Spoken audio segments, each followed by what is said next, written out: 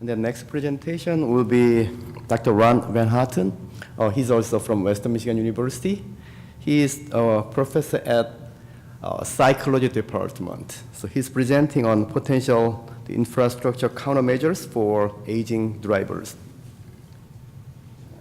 Okay, let me just get yours.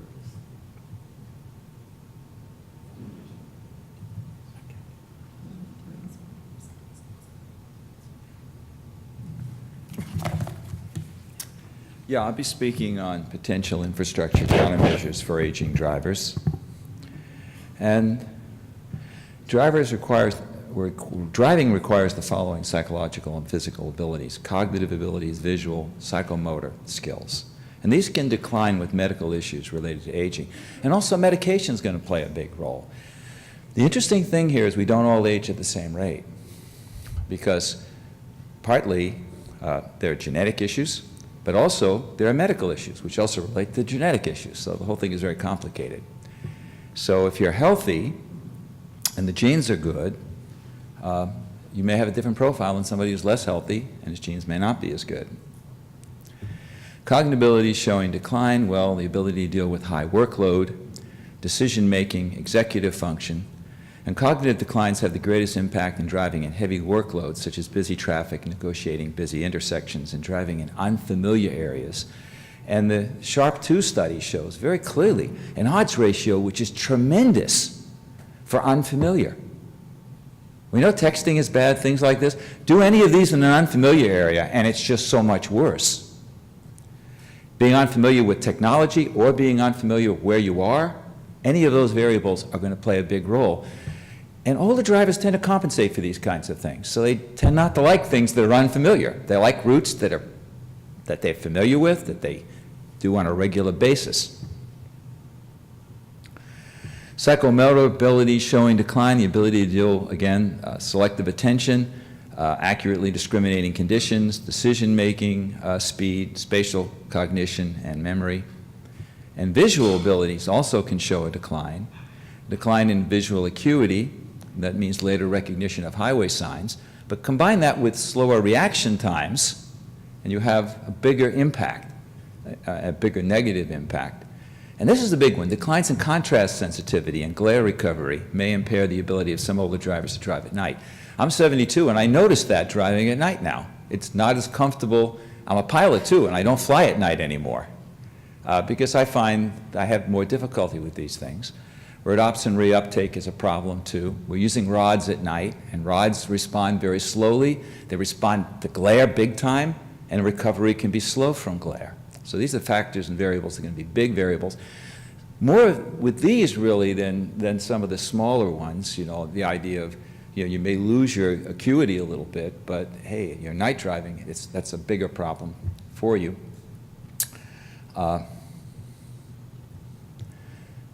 Older drivers may have a reduction in visual fields, in blind spots. This can exclude driving if this is a major issue, because visual field deficits are hard to compensate for. And a general concern is the decline in correctively estimating gaps based on vehicle speed. Children, we know, have difficulty as pedestrians discriminating gaps. But older drivers, older people also have more difficulty discriminating gaps, and an outlier high-speed vehicle could be a problem if you're making a left turn. So how do older drivers crash differ from younger driver crashes? Well, older drivers, first off, let's put this down. They're fairly safe still. We start to see problems at 80, all right, on average. It's not going to be the same for everybody. Ezra Howard's giving great talks at TRB on this. And, so, we don't have exposure data. Yeah, they have very few crashes, but, they drive less. But people have tried to correct for these variables. And when you correct for them, you see that they're really still not overrepresented in a significant way until about 80. So, and of course, cognitive declines can be a factor. Think about unfamiliar and having dementia and not knowing where you are when you're driving. Sometimes younger drivers don't know where they are when they're driving, right? So you see those kinds of things. There's some good news with older drivers, though. They tend to be more cautious, I think. They tend to compensate a lot for the driving. And they're less aggressive as drivers. Although I had an interaction the other day when I was riding my bicycle back from the university, and I changed lanes. And then I had a lady who was an elderly woman, similar to my age, I would say, who hit her horn, and she wanted to tell me I was #1 when she went by because she showed me a finger. So it was nice that she wanted to show that. Encouragement for bicycling. That surprised me because that's atypical, okay? It's very atypical. She probably had a bad day. Older drivers have more intersection-related crashes, merging onto freeways, errors related to lane maintenance, yielding and gap acceptance, again, gap acceptance you see, and problems driving at night. And compensation methods employed by older drivers that have been documented is older drivers maintain a longer headway and drive slower than younger drivers. Older drivers also have been documented to avoid night driving, like me. And older drivers sometimes select a series of right turns to avoid the need to turn left. Now, strategies that can help. Changes to the traffic infrastructure, teaching older drivers to select personal minimums when driving. We talk about that in flying a lot, but I think it's a very good thing. Personal minimum for me, it's a dark evening, it's not well lit, I won't drive there, so it's something, a personal minimum I can set. In vehicle aids, these could be a big help, and semi or totally autonomous vehicles. Obviously, a totally autonomous vehicle even helps the blind driver, because they could drive, I suppose, if we really trusted the system 100%. Right now, most of the trust we see is for semi-autonomous vehicles, though, vehicles that will take evasive action to help you prevent a crash. And many of these enhancements can help drivers, of course, of all ages. And that's something we see most things that we do. We're not just going to benefit all the drivers, but we'll benefit all drivers. Navigation. Auditory rather than visual maps obviously are superior. We don't want distraction. Giving warnings to align for turns earlier. I find that a lot of the navigation systems aren't well crafted, and maybe part of it is your GPS localization. I don't know if they're using WAS or whether they're also using GLONASS, the Russian satellites, to try to increase the precision or not. But I think we could use better precision and earlier reminders, and people ought to be doing research, and maybe Google and companies like that should be doing research. How can we optimize the human factors for these kinds of models so we, in unfamiliar areas, because that's where people often use navigation, they get the warnings earlier to be in the right lane, to be in the right position to make turns and so on, so they don't tend to be tempted to do something that's more of an abrupt change in trajectory. And keeping driver information keeping them informed of any changes or difficulties that will be encountered ahead. Heads-up displays may also be helpful, and there's been little research on heads-up displays in vehicles and whether they're distracting or not, or whether they can be very helpful.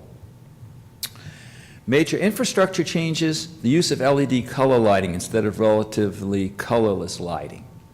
There's great data from ophthalmologists out there. I've encountered a large number of studies showing that this is far superior to use color lighting, so you're using your central vision rather than your rods when you drive at night. Black boundary edges to white lane lines. These are examples of things that I know. That's something that Florida has done. FDOT has done a lot in their work to accommodate older drivers. So let's look at color lighting and solar-powered spot lighting at junctures that could be intelligent, ITS-driven. Also, we're going to have pedestrian lighting that's ITS-driven. In other words, when a pedestrian is using a crosswalk, we could illuminate it instantly with LED lighting. Now, what's the advantage of LED lighting? You see blue. Blue isn't black. Red isn't black, right? Everything's black and white with the rods. So a color, there's some glare, it doesn't matter. You'd have to shine a really bright light at me to knock out my color vision, right? It's easy to knock out the rods. So here's an example of that using LED lighting.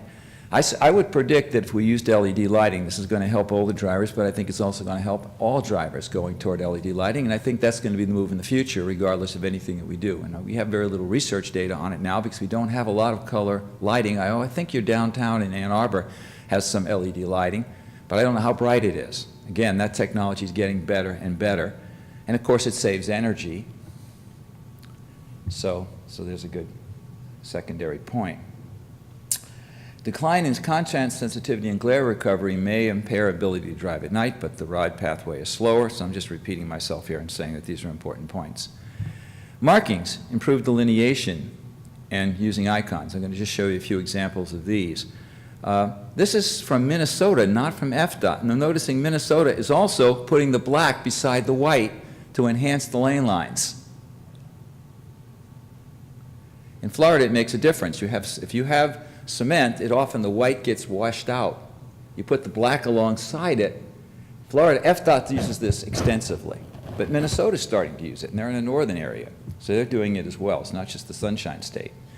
Here's an interesting, I have a son who lives in Dunedin. I need to get to the airport. I'm coming from the north. Look at that interchange up there and that second interchange down there. What happens is people are unfamiliar, and they tend to go the wrong way, even though there's lots of signage.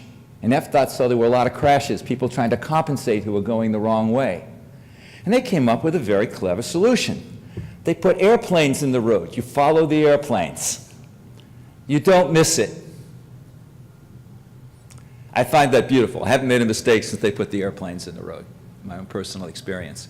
So yeah, we can do clever things like this to help people in these complicated, unfamiliar situations where they tend to make mistakes. In fact, I did a study for FDOT once where they were looking at using ITS signage for route exits, because there were 2 exits to get to Universal Studios off I-4.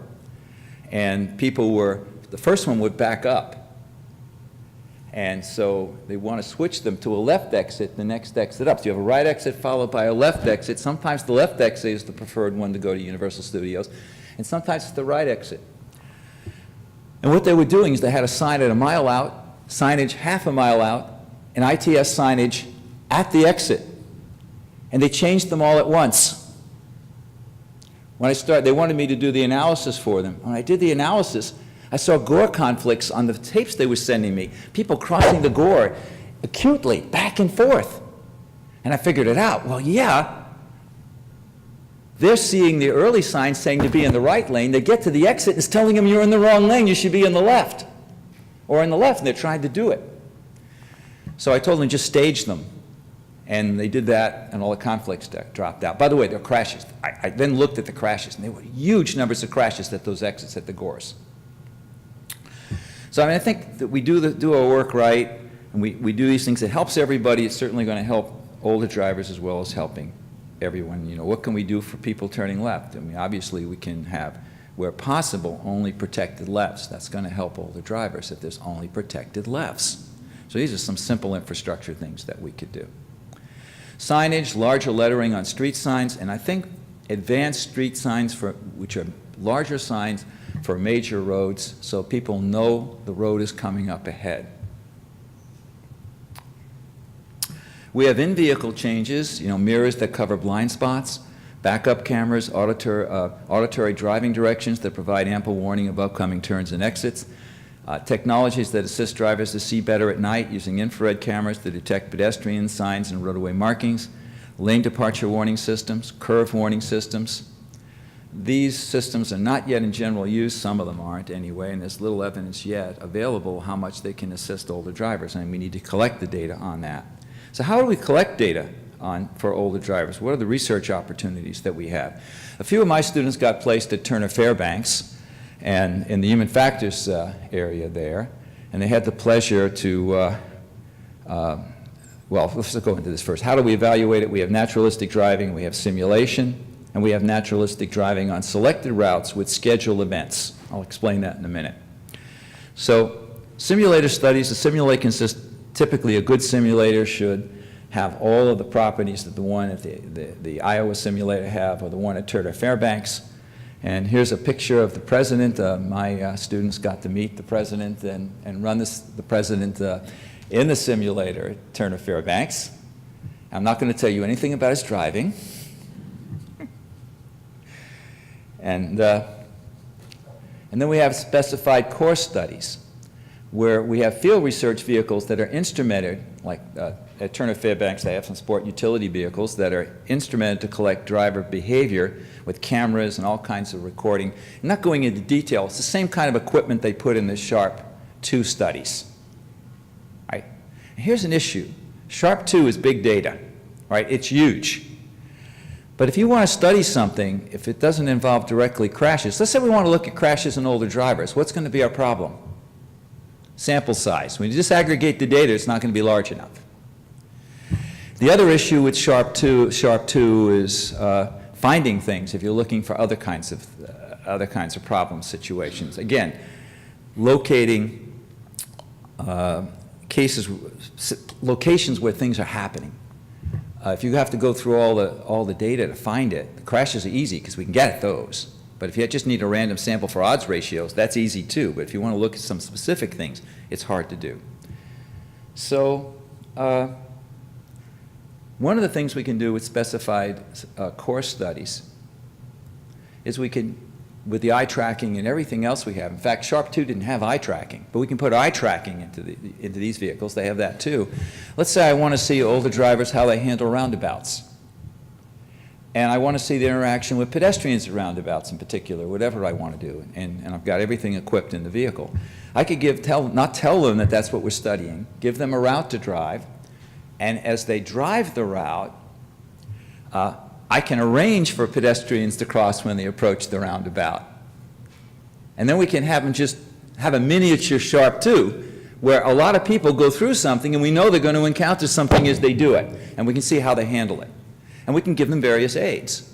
We could test out various aids and see how those aids help them in driving those routes. Now, they have a lot of problems for night driving. So one of the things I'd like to do is take some of these equipped vehicles and have seniors drive these at night and set up various things, problems and issues for them, and see how they handle all of those. So that's something we could do too. And we can have someone accompany them in the vehicle too. It's a safety issue for the HSIRB.